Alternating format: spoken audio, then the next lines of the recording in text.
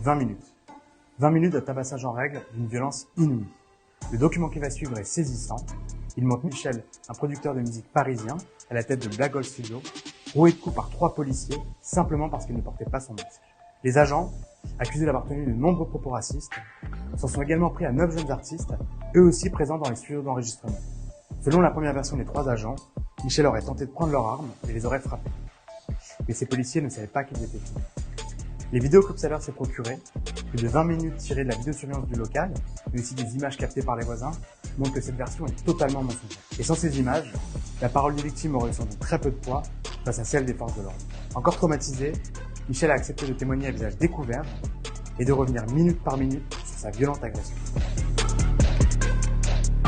Nous sommes le 21 novembre, il est 19h40. Le producteur arrive devant son local quand il croise une voiture de police. Comme il n'a pas de masque, il décide de rentrer dans ses studios pour éviter une éventuelle amende. Il ne sait pas que les 3 policiers en question sont sortis de leur voiture pour le suivre jusque devant les locaux. Sans dire un mot, les policiers pénètrent de manière totalement illégale dans ses studios et tentent de le faire ressortir.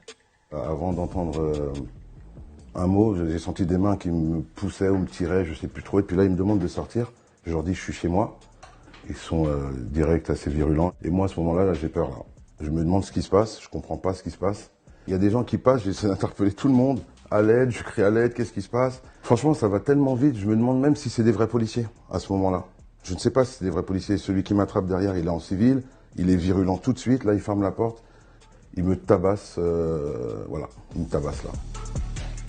Pendant 5 minutes et 12 secondes en effet, les policiers du 17e arrondissement infligent plus d'une vingtaine de coups de poing et une dizaine de coups de pied à la victime. Michel reçoit aussi plus d'une quinzaine de coups de matraque, principalement au niveau de son visage et de son crâne. Les policiers lui donnent aussi des coups de genou dans la tête et l'étranglent à plusieurs reprises. Vu la violence et puis tous les coups que je me prenais, je me dis, si je tombe par terre, je vais rester par terre et je ne vais pas me relever.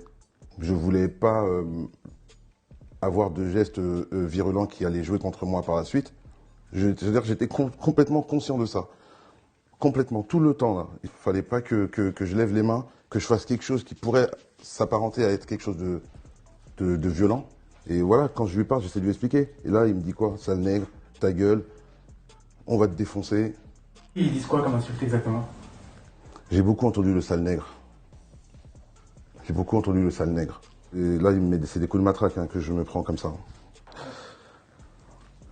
Je sais pas. Là, la porte, là, je l'ai ouverte parce que j'ai des artistes en bas. Je criais, au secours, à l'aide, appelez la police. À mes artistes, là, il y avait des gamins. Au même moment, au sous-sol, les 9 artistes enregistrent un morceau. Après de longues minutes, ils entendent les hurlements de leur producteur et décident de monter les escaliers vers le sas d'entrée pour lui venir en aide. On savait pas ce qui se passait en fait. On voulait savoir, mais la porte était bloquée. Mais on a réussi à ouvrir la porte un peu et on a vu que c'était des policiers qui frappaient Michel. Et Michel criait aussi, il disait à l'aide. Ah, ouvrez wesh! Ah, ouvrez wesh! À force de pousser, ils ont lâché et ils ont pris peur. Ils sont sortis aussi et ils ont libéré Michel. On a fermé la porte du studio. Là, il y a des gamins, il y en a un qui a 16 ans dedans. Il me demande qu'est-ce qui se passe, je dis j'en sais rien. Je sais pas ce qui se passe. Je suis en sang, Finalement repoussés à l'extérieur, les policiers tentent à nouveau de rentrer dans les locaux en essayant de défoncer la porte et de briser la vitrine à coups de matraque.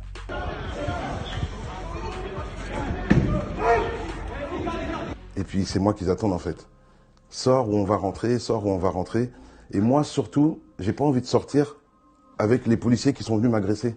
Et là, on m'envoie une grenade qu'on envoie pour les manifestants en fait, qui doit être envoyée dehors normalement. On est à l'intérieur, tout est fermé. À ce moment-là, moi, j'ai peur. Je me dis, c'est mon dernier jour peut-être aujourd'hui.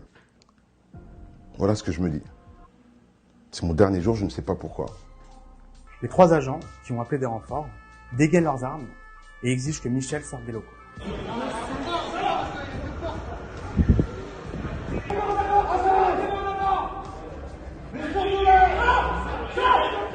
Moi, quand je me penche, je vois qu'on me braque, je vois qu'on me pointe un truc sur moi, qu'on se cache en même temps. Donc ça veut dire, s'ils se cachent alors qu'ils sont armés, ça veut dire qu'ils pensent que je suis armé moi.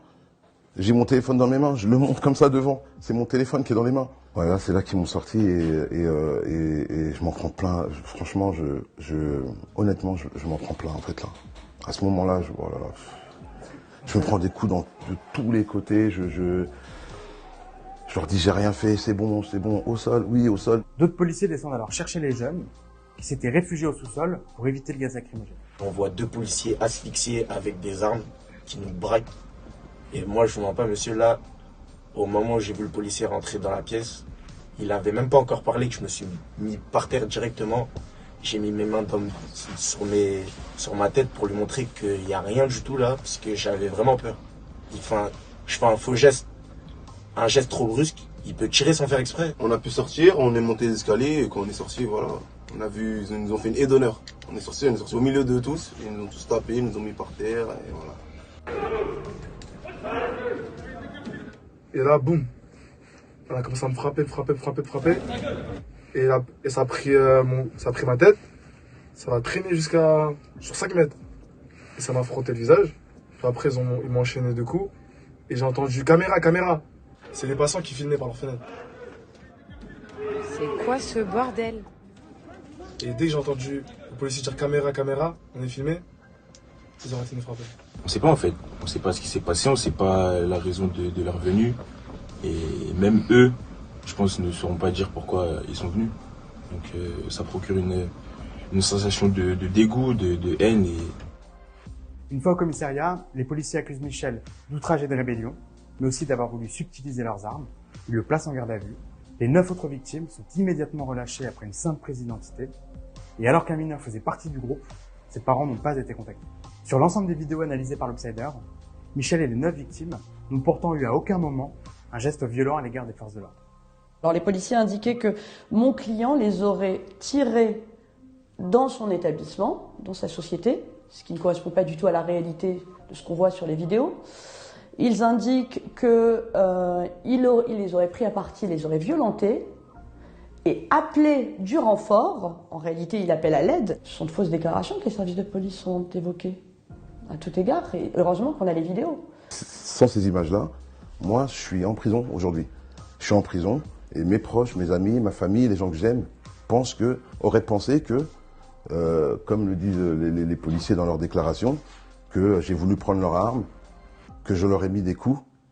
Après 48 heures de garde à vue, Michel a pu faire constater son état par des médecins et a obtenu 6 jours d'ITT.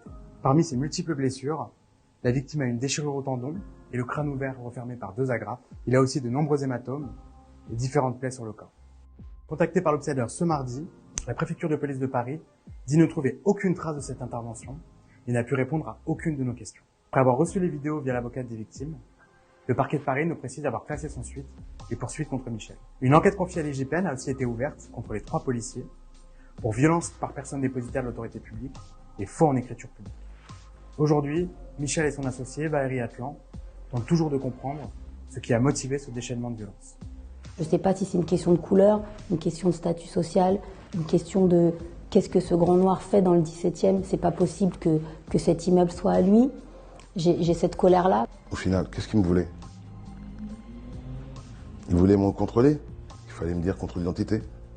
J'ai des amis policiers, moi. Des amis que j'estime et que j'apprécie beaucoup. C'est pas des gens comme ça. Même, je me refuse de croire que des policiers peuvent être d'accord avec des gens comme ça, en fait.